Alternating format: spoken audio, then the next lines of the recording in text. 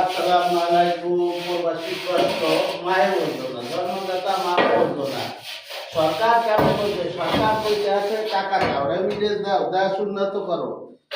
গোসলখানা থেকে অজুখানা, অজুখানা থেকে মসজিদ, মাদ্রাসা, যাই কিছু আছে সব কিছু অবদান প্রবাসী। আর এয়ারপোর্টে গেলে আগে করলা তিনটা দেয় প্রবাসী।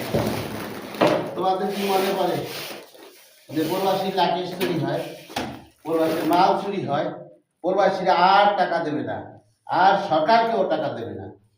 যদি আমাদের এই আইন মতন আমাদের একটু খেয়াল না করে, তাই কিসের করে টাকা দেবে? এখন সবাই উৎসাহ দেবে, সবাই বলবে আর টাকা দেবো না।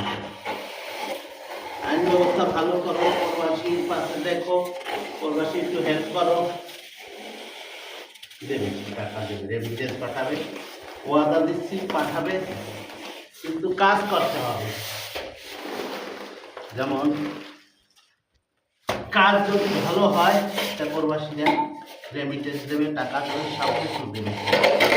এখন আর সংসারে যে বিদেশ আসছে সেই লোক বড় কথা, টাকা দাও, টাকা দাও, টাকা ছাড়া আর কিছু বোঝে না। না চাইলেও প্রবাসীরা স্বাস্থ্যের দিক না চাইলেও কোনো কিছুর দিক, খালি টাকা, টাকা আর টাকা। ধন্যবাদ।